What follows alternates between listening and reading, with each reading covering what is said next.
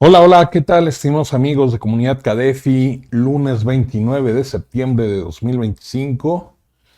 En algún momento se nos escondió, se nos fue, huyó el mes de septiembre y pues estamos ya en vísperas de lo que es el último trimestre del año, ya prácticamente cerrando filas de octubre, noviembre y pues prácticamente diciembre. Al menos pues en el orden de las cosas, la idea sería tener más o menos todo controlado respecto del cierre fiscal, cierre del ejercicio, cierre social.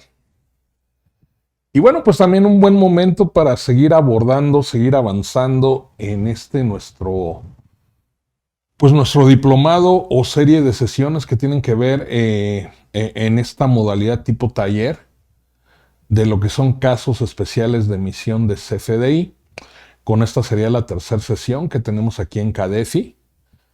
Y pues bueno, vamos a darle, estimados, porque hay mucho para hablar, hay mucha tela de donde cortar.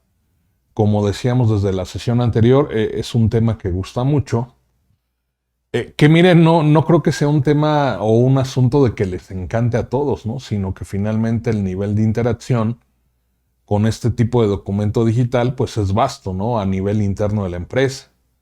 Hemos comentado que el CFDI como un documento digital, pues interactúa con gente encargada del área administrativa, gente encargada del área operativa, gente del área productiva, logística, distribución. O sea, al final del día, bueno, no vamos lejos, ¿no? Tema de nómina, CFDI de salarios, comprobaciones de gastos, bueno, incluso hasta los empleados, ¿no? Tema de comprobaciones de gastos, viáticos y gastos de viaje. Entonces, pues realmente a nivel interno de cualquier empresa, el CFDI se vuelve multicultural, despierta el interés de extraños, ajenos, terceros, involucrados, no involucrados, y alrededor de él se cuecen o se dan diversas situaciones que culminan en errores, en mitos, en leyendas. Nosotros con esta sería la tercera clase, la tercera sesión, que decimos lo que el CFDI no es. Y ya sin el afán de dar todo ese rollo introductorio, pues decíamos que el CFDI por sí mismo no es un ingreso, el CFDI por sí mismo no es una deducción, el CFDI no se contabiliza. En dado caso, lo que contabilizamos, lo que registramos como parte de una información financiera, son aquellas transacciones u operaciones económicas, ¿no? Que de vez en cuando, no siempre, ya vimos por qué y cuándo, pero no siempre cualquier operación, cualquier tipo de transacción va a tener como soporte un comprobante fiscal. Que el hecho de que no haya un comprobante fiscal, pues tampoco es un indicativo de que no haya algún otro documento fuente, algún otro documento con el que se pueda soportar y justificar la operación. Entonces, pues es lo que hemos revisado, hemos abordado la guía de llenado del SAT, hemos revisado algunos ejemplos, algunos casos prácticos que vienen en la propia guía. Nosotros hemos hecho lo propio de este lado con el material de apoyo o el material didáctico, ir comentando algunas situaciones que además lo que vuelve rico, lo que vuelve interesante esta serie de sesiones, es que no solo vemos cómo y cuándo hay que emitir el comprobante, sino que además aclaramos dudas en su emisión en cuanto a tema de lo que es el contenido, requisitos de contenido del documento.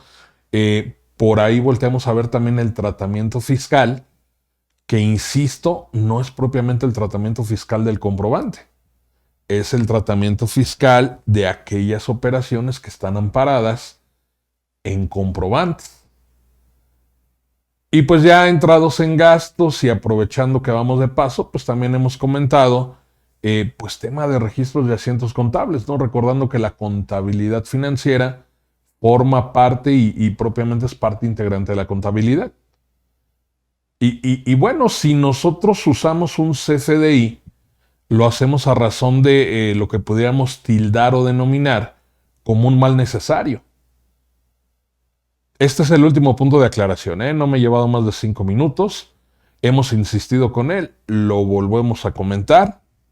El CFDI para nosotros, si bien hasta el cansancio hemos dicho que para la autoridad es un vehículo de fiscalización, podríamos decir el vehículo de fiscalización por excelencia, es en todo momento una intención de recaudar y pues prácticamente el CFDI le da santo y seña a la autoridad de lo que pudiera estar pasando al interior de la entidad con el contribuyente o un indicio de lo que pudiera estar o no pasando, ¿no? Por aquello de los errores, por aquello de acumular en momentos que no corresponden, en fin. Entonces, volviendo al punto, ¿no? Para ti, para mí, en ese papel, en ese rol de contribuyente, el CFDI, y tenlo claro, no es más que un requisito más de otros tantos que tienen las deducciones autorizadas. No el único, uno más de otros muchos tantos, ¿no? Inclusive. Eso es para ti, para mí. Y mal necesario porque, pues, al formar parte de los requisitos de las deducciones, al sancionarme la autoridad en el caso de que yo no ampare mis propios ingresos con un CFDI, pues de que se tiene que emitir, se tiene que emitir. Y lo dicho, ¿no? También a razón de las últimas sesiones, pues si del cielo caen limones, pues hay que preparar una rica agua de limón y qué mejor que en ese sentido, pues nos pueda coadyuvar la emisión de este tipo de comprobantes, emisión y recepción, ¿no? Hay que ser claros en esa parte, pues para que nos ayude a contabilizar, para que nos ayude de pronto a hacer un cruce, a tener una base, un soporte para papeles de trabajo de impuestos, pero no por ese simple hecho implica que se emitió y es lo que es y es lo que dice, ¿no? Podemos tener CFDIs emitidos fuera de tiempo, emitidos de manera extemporánea, CFDIs con datos erróneos, ¿no? Que de pronto me diga que ya lo cobré o que ya lo pagué y ni lo uno ni lo otro, ¿no? Ni me ha pagado el cliente, ni le he pagado al proveedor. Entonces, son una fuente de presunción para la autoridad conforme al artículo 63 Código Fiscal. Lo menos que podemos hacer nosotros poniendo a nuestra parte, pues es emitirlos y a la hora de recabarlos, a la hora de obtenerlo de los proveedores, pues también cuidar que el CFDI esté correcto. Así que vamos a empezar. Les dije que no me iba a tardar mucho aquí.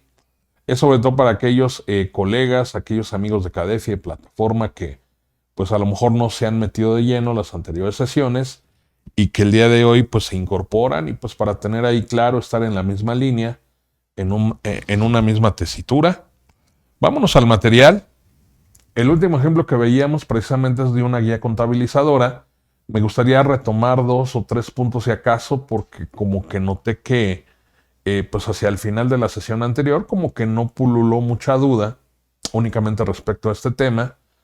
Y pues la verdad es que creo que sí hay mucha tela de dónde cortar, ¿no? A lo mejor como ya estábamos cercanos a las 2 de la tarde, quizá porque también pues es viernes y hay que cerrar pendientes.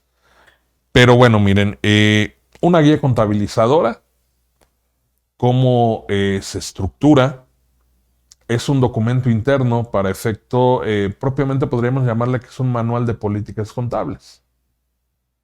Y esto lo hacemos a propósito y adrede para dejar en claro que la contabilidad no contabiliza CFDIs, contabiliza las transacciones y las operaciones que ampara un CFDI, pero hasta ahí, ¿no? O sea, no hay más que eso, ¿no? Y miren, armamos una a razón de lo que es el número de cuenta o código de la cuenta, el nombre de la cuenta o subcuenta. Aquí pues vamos propiamente a revisar sobre un catálogo muy genérico, únicamente para tener efecto o al efecto la idea de cómo se crea una guía contabilizadora. Tenemos el nombre a nivel de descripción, la NIF que la regula. Decíamos a razón de lo que fiscalmente establece el artículo 28 del Código Fiscal de la Federación y a razón de lo que prevé la regla de resolución miscelánea 2815, que la información financiera que genera la contabilidad pues tiene que estar conforme a un estándar, conforme a un marco normativo. Un poquito extraño lo que podíamos de pronto interpretar de primera mano de esa regla, ¿no? Regla 2815, que hay que comentar que esta regla además tiene que ver directamente con el hecho de cómo se debe llevar una contabilidad en medios electrónicos. Y al respecto, la misma regla me dice o me señala que como mínimo tendré que aplicar las NIF o las normas de información financiera. ¿Sí? Y bueno, ¿en qué nos basamos o a qué refiere la regla? Me dice que la información financiera que genere mi contabilidad tendrá que estar conforme a un estándar, conforme a un marco normativo, que bien puede ser el que ordinariamente me aplique, o en su caso, pues propiamente el que me obligue la ley, ¿no? Si fuera esta situación. Actualmente aquí en México, algunas situaciones que pudiera ser en el sentido de estar obligado a aplicar cierta normatividad, pues tiene que ver directamente con el hecho de si cotizo o no cotizo en bolsa de valores, o sea, si soy una empresa pública. Pública en el sentido no propiamente jurídico, sino pública pues que tiene que estar conforme cada periodo presentando su información financiera, ¿no? Por el hecho de cotizar en bolsa y que en este caso el estándar aplicable pues básicamente serían las normas internacionales. Ahora, en cuanto al tema del marco normativo que ordinariamente aplique, pues bien pudiera ser algún otro marco normativo que emita una autoridad competente en la materia, no una autoridad jurídica propiamente, ¿no? Porque ahí caemos en el círculo vicioso, en el bucle o en el cuento de nunca acabar. Hay que dejarlo claro, ¿no? Para no tener malos entendidos, las NIF o normas de información financiera no son leyes, no son normas jurídicas. Son normas, pero no tienen carácter jurídico. Y lo que busca de alguna manera es buscar que la información financiera que emana de la contabilidad de las diversas entidades económicas, pues pueda tener de alguna manera esta característica de ser consistente, esta característica de ser comparable la información, de no estar ahí pensando, atinándole a ver al fulano que preparó la información financiera que se le ocurrió. En fin, ¿no? Y bueno, miren, aquí en la última columna también incluimos el código agrupador.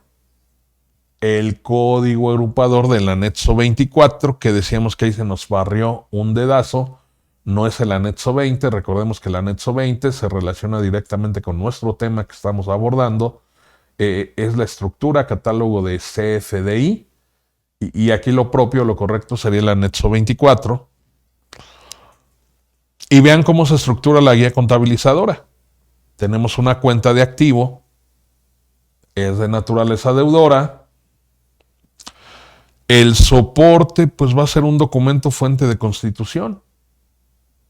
Aquella política que haya quedado como precedente de que el director de área, el encargado, el gerente, incluso el dueño de la empresa, pues señala que se debe constituir un fondo fijo de caja o una caja chica. Debe estar la firma de autorización, debe estar designado un responsable, ¿no? Independientemente que solo vaya a ser una caja o que vayan a ser varias cajas o fondos de caja asignados a varios responsables, según el área operativa, el área administrativa. Aquí donde vamos a encontrar el vínculo con el CFDI, pues sobre todo por lo que hace al tema de comprobante de gastos. Más o menos como funciona una caja o un fondo fijo, es tener efectivo o dinero a la mano para poder hacer frente a gastos menores en el día a día. Fíjate que se terminó el papel higiénico y el proveedor que nos surte, pues por X o Y situación no vino esta semana, urge. Pues sabes qué, vete aquí a la vuelta a la tienda, o fíjate que hay una mini bodega o un mini súper y pues adquiere unos rollos de papel, ¿no? Unos paquetes de rollos de papel higiénico. Y pues obviamente a razón de estas compras en pequeño, estas compras en bruto o gastos menores, pues habrá que pedir un CFDI, habrá que recabar un comprobante fiscal digital por internet que ampare esos gastos. En cuanto al tema de la constitución y creación del fondo fijo de caja, pues no tenemos propiamente ningún CFDI.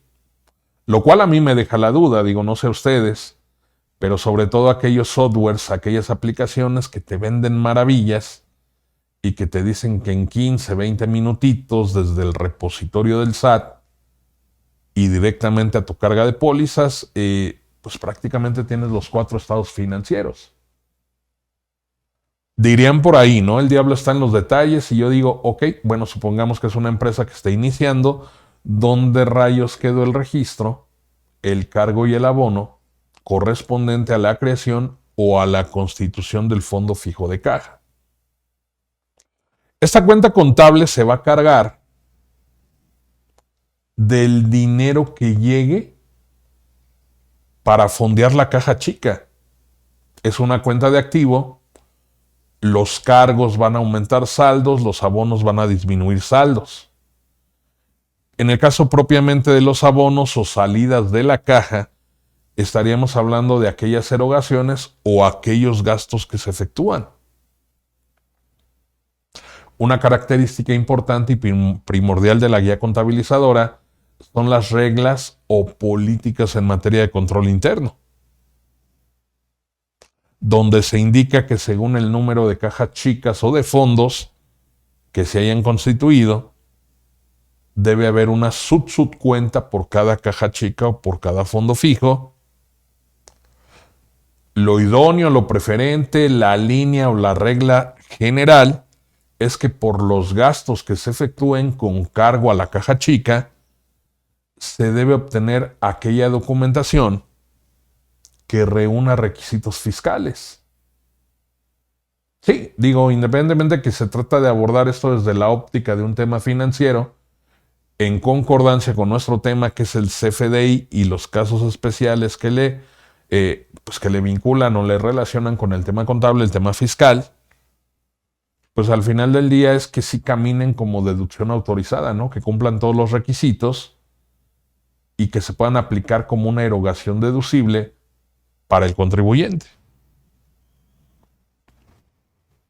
Y a propósito del tema fiscal, lo comentamos también al final de la sesión pasada, pues podríamos observar políticas tan simples y llanas, pero que tienen un efecto demoledor, como el hecho de que al usar efectivo para cubrir esos gastos menores, pues una política que podría estar ahí de cajón o de lleno es que únicamente aplica para cualquier gasto que sea menor en monto o cantidad a 2,000 pesos.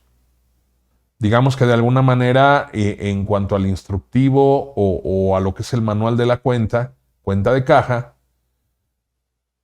pues está tomando como base o punto de partida, en parte para poder delinear estas políticas o procedimientos relativos a esta cuenta contable, pues prácticamente de adoptar lo que son los requisitos fiscales, ¿no?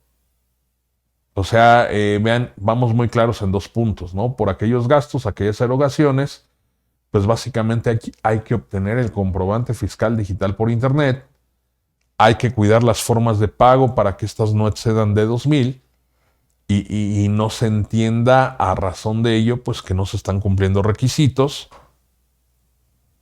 sin dejar de ver otro tipo de políticas, ¿no? Que de alguna manera también le son beneficiosas a la empresa, como el hecho de que los encargados de operar y manejar fondos, recursos económicos, pues no tengan algún tipo de facultad, algún tipo de función que les permita, pues de alguna manera mover cifras, ¿no? Imagínense que de pronto yo fuera el contador, fuera el encargado de la caja, y yo puedo manipular y moverle ahí a la cuenta contable, ¿no? Puedo cargar y abonar. Invariablemente estaríamos hablando de funciones incompatibles. Del mismo modo hay que monitorear, hay que cuidar la labor de los responsables o encargados de la caja chica, de tal manera que se pueda validar que los recursos que han sido asignados para esos fondos efectivamente y de manera única y exclusiva se utilizan para solventar gastos menores de la empresa. De ahí la idea o el objetivo de estar haciendo de manera reiterada, pero sorpresiva, arqueos de caja, ¿no? Inventario de documentos, facturas, cuentas por cobrar, ¿sí? definir de alguna manera aquellas operaciones que sean habituales o de cajón, que ya tienen, pues por decirlo de algún modo, una preautorización. O sea, todo lo que tenga que ver con esto y que sea menor a tal monto, pues ni preguntar, ¿no? Hoy hay situaciones especiales, ¿no? Fíjate que hay un gasto que no es habitual y que ahorita pues no hay alguien en tesorería, es menor a 2,000 pesos y nos piden cubrirlo, ¿no? A lo mejor ahí tendría que haber una autorización expresa por parte de un responsable y no darle un mal uso propiamente a la caja chica, ¿no? Entonces vean, de alguna manera pues incide el CFDI, a menos o al menos a razón de lo que es la comprobación de gastos. Esto no implica que en algún punto pues siempre obtengamos el comprobante fiscal, ¿no? Si urgía el papel de baño y no encontramos así, pues como que un negocio muy formal a la vuelta de la esquina, pues igual hayamos ido a la tiendita de la esquina, ¿no? Que si me va bien, pues a lo mejor sea RIF, a lo mejor sea Reciclo. Si no me va tan bien, pues sea una tiendita informal, ¿no? Como muchas que hay aquí, en todo caso, en nuestra ciudad, a lo largo y ancho de nuestro país, de igual manera. Y pues a lo mejor no tendremos el comprobante fiscal, ¿no? Pero no sea malita, deme aunque sea el ticket de la calculadora, deme una tipo notita de venta, justificarlo y pues ahí es donde entran en juego el tema de los vales azules. Son situaciones que también tendremos que abonarle al criterio, ¿no? Por más que haya políticas en materia de control interno, bueno, si urgía utilizar papel higiénico, urgía utilizar cualquier otro insumo de oficina y no había a la mano quien proviera, ni recursos, ni levantar una orden de compra con un proveedor, pues ni modo, no es para salir al paso. Resultaría muy absurdo pretender, pues no reembolsar ese tipo de gasto de la empresa, ¿no? Era una necesidad de la empresa, no estaba cubierta, y pues se sale al paso, ¿no? Con lo que hay. Se hace lo que se tiene, se hace lo que se puede con lo que se tiene, ¿no? No había un responsable de pagos, no había quien le pidiera al proveedor, ya no había insumos, se necesitaba el papel higiénico y pues ni hablar. Entonces esto implica que en contabilidad se va a registrar un gasto por insumos o consumibles de limpieza, más allá de que fiscalmente no estamos cumpliendo con el requisito de la deducción autorizada inherente al CFDI. ¿Listo?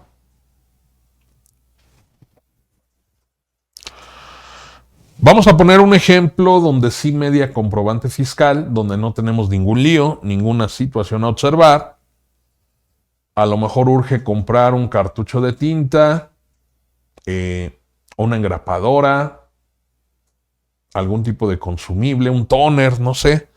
Digo aquí el ejemplo que podría tener cabida son diversos ejemplos, ¿no? Entonces hacemos una erogación consistente en papelería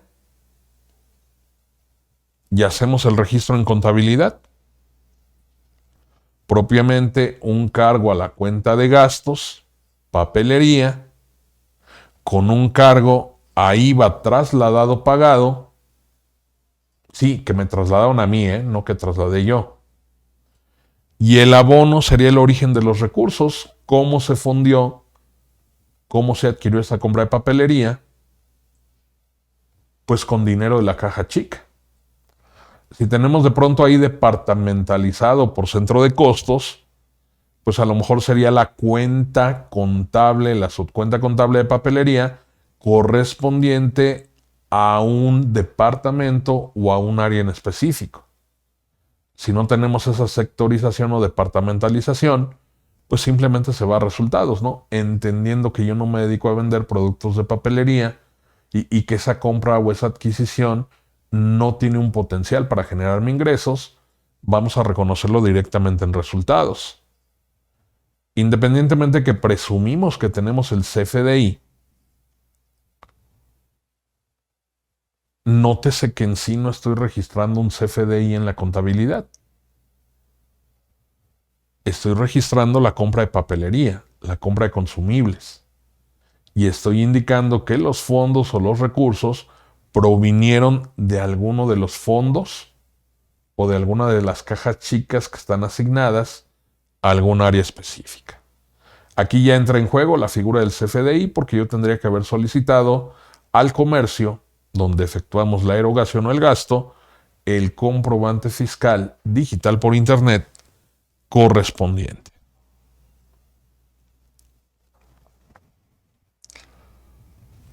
Vamos a ver otro ejemplo. Vamos a irnos pasando de una cuenta de activo, vámonos a una cuenta de resultados, cuenta contable de ventas o de ingresos, que además la sesión anterior ya veíamos que, pues por una parte, nuestro catálogo, nuestro plan de cuentas, tendría que tener como base en su estructura la figura de los postulados básicos de las NIF. Sin embargo, veíamos que incluso a nivel de lo que son situaciones específicas o particulares, el artículo 33 del reglamento del código es muy exhaustivo, es muy invasivo en cuanto a este asunto de los requisitos de los registros de asientos contables. Y decíamos, bueno, incluso para aquellos que presumen que no, que las NIF no son leyes y que no hay que aplicar NIF y que todo es fiscal porque así le gusta el SAT y porque el SAT dice cómo y que eso sí es ley, pues yo les comentaba, no me atrevería a decir que tal cual, de facto, cumplir todos los requisitos, todos los requerimientos que indica el reglamento, pues lo veo muy complicado, ¿no? A nivel empresa, e incluso a veces única y exclusivamente por temas de desconocimiento. ¿Sí? Vamos con la cuenta de ventas o cuenta de ingresos, que si lo queremos ver al tenor de lo que es el requisito fiscal, pues yo tendría que tener segmentado por actos o actividades, ya sea que sean al 16% para efecto de la ley del IVA, al 0%, actividades exentas, si fuera el caso actividades no objeto. Aquí en este ejemplo específico, pues vamos a ver una situación de una cuenta de ingresos, actividades al 16%, cuenta de naturaleza acreedora, cuenta de resultados, el soporte documental, y nótese que de primera mano no se habla de un CFDI,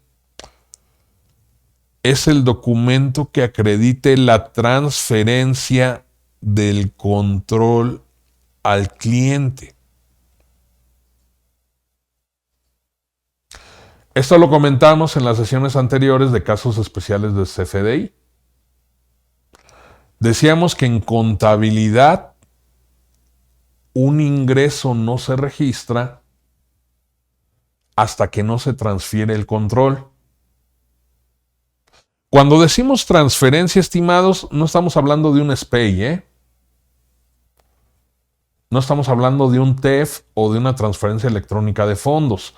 Cuando hablamos de transferencia al cliente, se refiere a que al cliente tú ya le hayas entregado aquello a lo que te comprometiste satisfacer. Si yo vendo guitarras y en este momento llega un cliente y me compra una guitarra, la transferencia del control se da cuando yo le entrego el bien al cliente. Independientemente de que hayamos pactado la operación a crédito o al contado, la transferencia del control se detona cuando yo le entrego su guitarra al cliente. Ahí es donde ya estaríamos hablando de que hubo una transferencia de control y dado que a la par de ello pues hay una salida del almacén, hay un abono en cuenta de inventarios para reflejar o reconocer un costo de ventas, pues ahora sí, a nivel de cuenta de resultados, en la cuenta de ingresos o cuenta de ventas, tendríamos que reconocer la devengación del ingreso. ¿Alguien escuchó la palabra CFDI?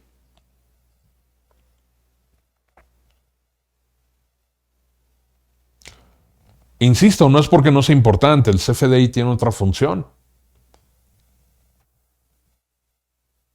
Ser uno de los requisitos cumplidos de otros tantos diversos requisitos que tiene